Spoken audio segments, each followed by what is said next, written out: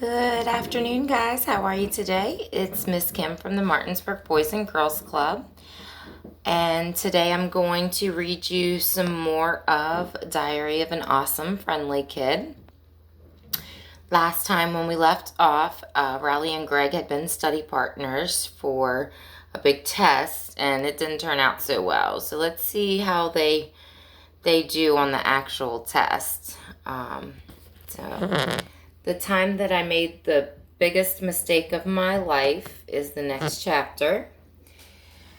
Okay, this part is part 2 of that last chapter, but I got so mad writing it, I kind of had to take a break. But I've got to take some deep breaths because this chapter is going to be even harder to write. The next day, during the math test, I tried to use my notes, but they were all out of order. Plus, it was really hard to concentrate because Greg kept trying to ask me questions. Some of the other kids were getting stressed out about the test too because Timothy Lautner got dizzy and Miss Beck had to take him to the nurse's office. Well, as soon as Miss Beck left the room, Greg scooted his chair real close to mine and looked over my shoulder. I whispered to Greg to go away because he was trying to cheat. But Greg said it's not cheating since we were study partners and we both had the exact same information in our brains. Well, I guess he had a good point, but I still didn't feel good about it. Then Greg said he already finished his test and was only trying to make sure I got the right answers, and that made me feel kind of nervous because I wasn't positive about a few of them.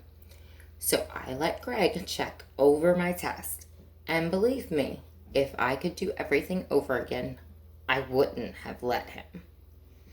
After a minute, I started thinking maybe Greg wasn't just looking over my test to check my answers, but he was actually copying me. And it was too late to stop him, so I tried to pretend it wasn't happening. Greg pushed his chair back to its normal spot right before Miss Beck came in the classroom, and when the bell rang for the end of class, she went around and collected all of our papers. The next day, Miss Beck gave our test back, and I got an 89. I was kind of disappointed in myself because I usually do a lot better, but Greg got an 89 too, which was a really good grade for him. But if you think this chapter has a happy ending, well, guess what? It doesn't. When class ended, everyone got up to leave, but Miss Beck told me and Greg to stay in our seats. After everyone left, Miss Beck told us she wanted to talk to us about our tests. She said she noticed we got the same grade and we got the same answers right. But Greg said that made sense because we were study partners, so we knew all the same stuff. I felt pretty glad Greg was my friend at that moment because he's really good at explaining stuff like that to grown-ups. I thought Miss Beck was going to let us leave, but she didn't. She said it seemed a little suspicious that our tests were identical, and she put them side by side to show us what she meant. Well, that's when I figured out Greg copied everything on my test, even my name. Miss Beck said it was obvious that Greg copied my paper, so he was going to have to serve 3 days of detention, plus he was going to have to take the test over. I thought Miss Beck was going to give me detention too, but she didn't. But what she said next was worse than the detention. Riley, I am disappointed in you. Miss Beck said she wanted us to learn a lesson from this, and we both swore it would never happen again. Miss Beck said, well, that's good because once people know you're a cheater, it follows you wherever you go. Then Miss Beck said we were free to go. Greg got up and left, but I gave Miss Beck a hug to show her I was sorry, but I think I hugged her too long.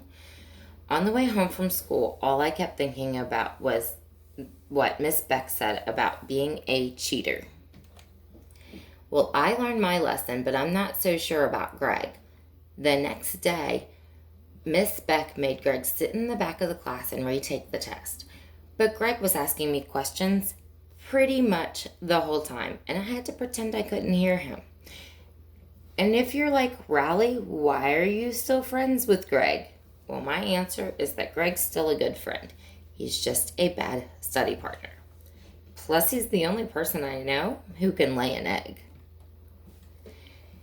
The time Greg totally had my back. Okay, if you're still reading this, Greg, then sorry if I made you look bad in the last 2 chapters. But don't worry, because in this one, you're going to come out looking pretty good. So last year, our science teacher, Mrs. Modi, but when she had a baby, the school got a guy named Mr. Hardy to fill in for her. I think Mr. Hardy used to teach at us at the school a long time ago, and now they bring him back whenever they need a long-term sub. I thought Mr. Hardy was just going to do the same way Mrs. Modi did, but I was wrong. All Mr. Hardy did every day was write our assignment on the board and then read at his desk for the rest of the class. After like the 3rd day, kids started goofing off during class, and Mr. Hardy didn't even care. One time, a couple of kids tried to kill a bug by dropping their textbooks on it. Luckily, the bug got away. But even with all of that noise, Mr. Hardy never looked up. Well, maybe Mr. Hardy wasn't bothered, but I couldn't concentrate on my assignments with all the craziness going on every day. Greg told me I was wasting my time doing the daily assignments because Mr. Hardy was never even gonna look at them. Greg said I should just live it up like everyone else until Mrs. Modi returned and things went back to normal. Well, guess what? Mrs. Modi didn't come back. She decided she wanted to be a full-time mom, and that meant Mr. Hardy was our teacher for the rest of the year. Now that Mr. Hardy was our official science teacher, I thought things would get better, but they got worse. Then on the last day of school, Mr. Hardy announced he was going to give everyone their grades. Well, that freaked out most of the kids in my class because just about everyone in there deserved an F. Mr. Hardy started going down the aisles and whispering each kid's grade in their ear. But Mr. Hardy doesn't have a whisper voice, so everybody else could hear what he was saying. The first kid to get his grade was Dennis, and he got a C, but Mr. Hardy talks real slow, so it sounded more like C. The next kid got a C too, and so did every kid after that. Even Greg got a C, and he didn't turn in a single assignment. And he was real happy about it because he didn't want to go to summer school. So then it was my turn. I was kind of crossing my fingers hoping I'd get a good grade, but I got the same grade as everyone else. So I guess Greg was right that Mr. Hardy never looked at those assignments. Mr. Hardy moved on to the next kid, but all of a sudden Greg stood up and argued with Mr. Hardy. Greg told him I was the only kid who did any work and that he's a terrible teacher and that someone should report him to the principal. I was pretty shocked because Greg never stood up for me like that before. For a second, I thought Mr. Hardy was going to send Greg to the principal, but after a minute, Mr. Hardy gave me my new grade and he whispered it in my ear. And he said, B. On the walk home, I told Greg he was a great pal for doing that for me. And I said now we were even for the time I saved him from Tevin Larkin's birthday party. But Greg said what he did for me was way better than getting him out of Tevin's party. He said by getting me that B, he probably just saved me from getting some crummy job later in life. So I said, okay, how much more do I have to do until we're even? And then he drew me a chart. I guess that means I've got a long way to go, but that's okay because me and Greg are going to be friends for a long time and I'll get lots of chances to pay him back. The time I realized maybe Greg doesn't always tell the truth. So after that time, me and Greg were study partners. I asked him how the heck he laid that egg, and he told me he can lay any kind of egg he wants. And I said, okay then, lay an ostrich egg. And he said for that he'd need to eat a lot of potato chips and then he took some of mine. But a few days later, when I stopped by Greg's house to pick him up for school, his mom gave him an egg for his lunch. And then I remembered Greg always has a hard-boiled egg for lunch, and so he must have had one in his coat pocket the night we studied together. Well, that made me start to wonder if some other stuff I know about Greg isn't true. We've been friends for a long time, but he's told me a bunch of things that seemed a little shaky now. I'm kind of thinking not everything he's told me is 100% accurate. Here are a few things I'm starting to wonder about. Greg said he's dating a supermodel, but they would have to keep it a secret, since her career would get ruined if people found out she was dating a middle school kid. Greg said whenever she goes on TV and she sends him secret messages by blinking. Greg said that one time he threw a frisbee and the wind took it so far that it went all the way around the world and hit him in the back of the head, so that's why he won't play sports anymore. Greg says that the star on the dial pad of a phone is really a snowflake, and it's a direct line to the North Pole. So whenever I do something Greg doesn't like, he tells me he's going to report me to Santa. Greg says that when he was a baby, his mom brought him to a modeling agency and they took some pictures for diaper cream ads. Greg said the ads never ran in the United States, but that if he went to China, he'd totally get mobbed. Greg says that he came up with the defense chant at basketball games, and every time a crowd says it, he gets $100 sent to his bank account. Greg says he's 500 years old, but he doesn't age, and he has to move every few years so no one will figure it out. He says he knew Abraham Lincoln in middle school, and he was kind of a jerk. Greg says there's a form you can fill out at town hall to legally adopt any kid you want, but that he adopted me now, so I have to do whatever he tells me. Greg says that he can turn into any form of water whenever he wants, but when I asked him to turn into a glass of water, he said last time he did that, Roderick drank him, and it took him 2 days to get back to human form.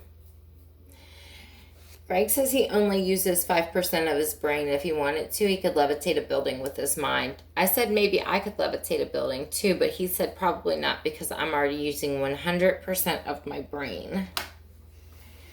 Speaking of brains, Greg says he's got ESP, and he always knows what I'm going to do before I do it. That one might actually be true because I've seen him do it a bunch of times. Anyway, I'm guessing at least half of the stuff is made up, but I'm just writing it down here in case it isn't. And for the record, Greg's been eating a lot of my potato chips over the last 3 weeks, and there's still no ostrich egg. All right, guys, so there was a few cute chapters there, huh? So the first day they got back and took their math test, they... Obviously, Greg cheated off of Rally, and they got caught. And then, so the next chapter, he was, explaining how Mr. Hardy gave him a C when he probably deserved an A, but at least he got a B. It was nice that Greg stood up for him. That made him a good friend. But then he's telling us, 10 different stories that Greg's made up. So it's hard to believe someone when they don't tell you the truth. So you should always be a good friend and tell your friends the truth. Stories are fun to make up, and you can write them down and make cute little books and stories. So tell me a time that you maybe didn't do the right thing and your friend did. And then tell me of a time that you stuck up for your friend with a teacher or another student, maybe. And I'll see you next time. Until then, stay safe, healthy, and happy.